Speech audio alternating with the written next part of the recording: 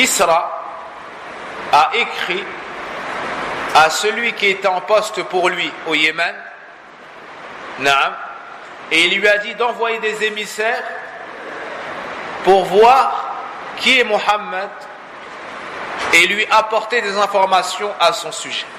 Donc Kisra n'a pas accepté l'islam. Il n'a pas respecté l'écrit du prophète alayhi salatu wassalam. Au contraire, il l'a déchiré. Puis il a envoyé une lettre à celui qui était en poste pour lui au Yémen et il lui a dit envoie des gens au Hijaz, envoie des gens en Arabie pour qu'il s'enquiert de sa situation et qu'il m'apporte qu'il m'apporte ces informations. Alors il envoya 2 hommes. Ils sont venus voir le prophète sallallahu alayhi wa sallam et ils avaient de longues moustaches. Ils avaient quoi? De longues moustaches. Et ils étaient rasés. Ils avaient de longues moustaches et ils étaient rasés. Alors le prophète sallallahu alayhi wa sallam leur a dit: Man amarakum bihadha, qu'est-ce qui vous a ordonné de faire cela? C'est-à-dire de laisser pousser vos moustaches et de raser vos barbes. Et ils ont dit: Amarana bidhalika rabbuna, celui qui nous a ordonné cela, c'est notre Seigneur, notre Maître. Ils entendaient par cela qui? Kisra. Alors le prophète sallallahu alayhi wa sallam leur a répondu: Walakin amarani rabbi, quant à moi mon Seigneur m'a ordonné de laisser pousser la barbe et de tailler les moustaches. De laisser pousser la barbe et de diminuer les moustaches. Parce qu'en islam c'est haram de se raser pour l'homme. Par contre la moustache il doit la diminuer. Que veut dire il doit la diminuer? Il ne doit pas la laisser s'épaissir de manière exagérée, ni ça c'est en épaisseur, ni tomber sur les lèvres, ni tomber sur les lèvres.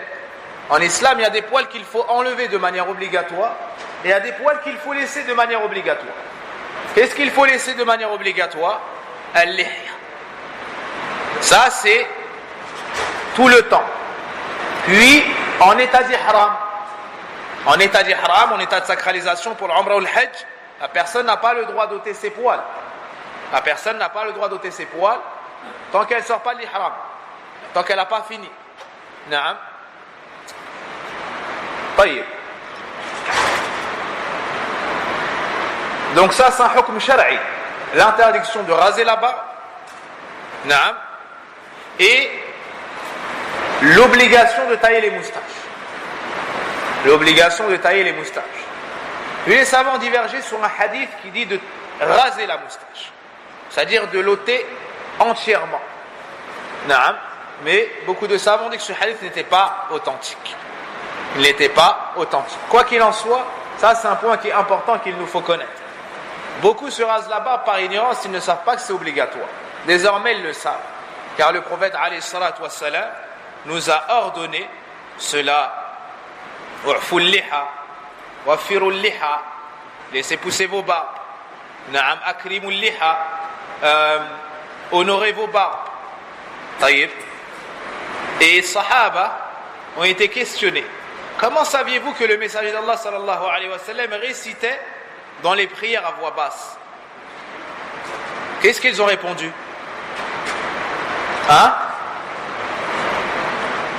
On voyait sa barbe bouger. Et quelle forme avait sa barbe? Elle était moustadira, elle était ronde, elle était fournie. Donc de dos, il reconnaissait sa lecture parce qu'il voyait sa barbe bouger. Est-ce que la barbe, c'est la sunna du prophète alayhi salatu wassalam seulement? Ou bien c'est la sunna des prophètes?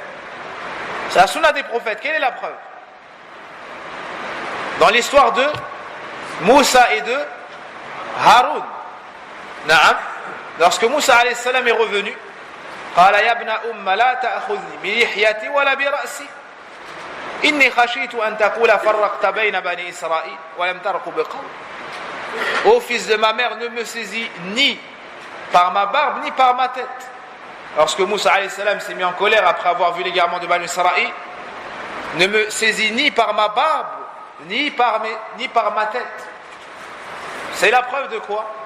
C'est la preuve que Haroun alayhi salam avait al-lih. Al-Nasara, les chrétiens, lorsqu'ils représentent Isa ibn Maryam, ils les représentent avec quoi? Toujours avec deux choses. Lesquelles? Al-lihya wal-qamis. Al-lihya wal-qamis. Avec la barbe et le qamis. Donc ça, c'est une chose qui est connue et reconnue. Donc comment se fait-il qu'à notre époque, certains essayent de débattre et de faire croire que ceux qui ont la barbe sortent de la base? Non. La base, c'est l'ih. Allah Azza wa Jalla a créé l'homme avec l'ih. Et Aïcha radiallahu anha disait, par celui qui a embelli l'homme de par la barbe. Par celui qui a embelli l'homme avec la barbe. Donc ça, c'est une bonne chose, et c'est une noblesse, et c'est rujula. Naam. Et l'homme s'embellit ainsi. Naam. Et il n'y a aucune gêne à avoir en portant la barbe. Et les érudits de chaque communauté, et les ceux qui sont tels les avocats, les chirurgiens et autres, naam, dans différentes civilisations que tu regardes dans tel pays ou tel autre, ils ont l'ih. Et ils ont l'ihya. D'accord? Donc ça, c'est une chose qu'il ne faut pas raser. Naam. Ni dire j'ai honte de porter la barbe parce qu'ils vont dire je suis un je suis un extrémiste, terroriste et tout ce qui finit en ist. Naam. Là.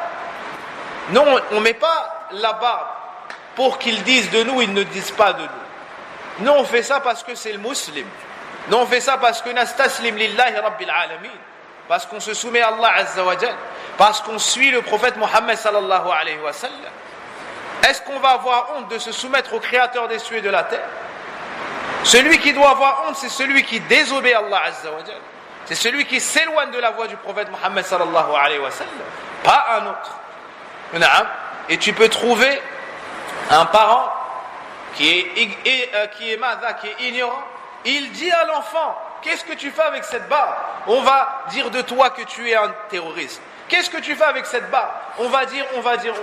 Allahu Akbar.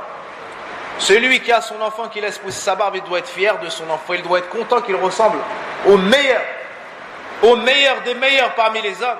Le prophète Mohammed sallallahu alayhi wa sallam. Mafkhara lak. Tu dois être fier.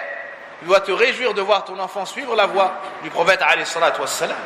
Abu Bakr avait la barbe, Omar avait la barbe, Sahaba avait la barbe. Et comme l'a dit Cheikh Mohammed Al-Amin Al-Shinqiti rahimahullah ta'ala, Al-Sahaba, c'est eux qui ont ouvert les plus grandes puissances, les frontières des plus grandes puissances mondiales. Et il n'y avait pas dans leur rang un seul qui rasait sa barbe. Sahulala. Il n'y avait pas un seul parmi eux qui rasait sa barbe. Taïb. Au jour d'aujourd'hui, parmi les musulmans, certains se rasent. Certains par ignorance, certains par faiblesse. Taïb. Est-ce que ces gens-là ont réussi, avec leur intellect, à avoir plus que ce que Sahaba ont atteint? Jamais et jamais ils ne l'atteindront. Parce que tout le bien, il réside dans leur suivi. Et le mal, tout le mal réside dans le fait de les contredire dans leur vie. Walhamdulillahi rabbil alamin. Donc le prophète alayhi salatu wassalam leur a dit, quant à moi mon Seigneur, il m'a ordonné de laisser pousser la barbe et de tailler les moustaches.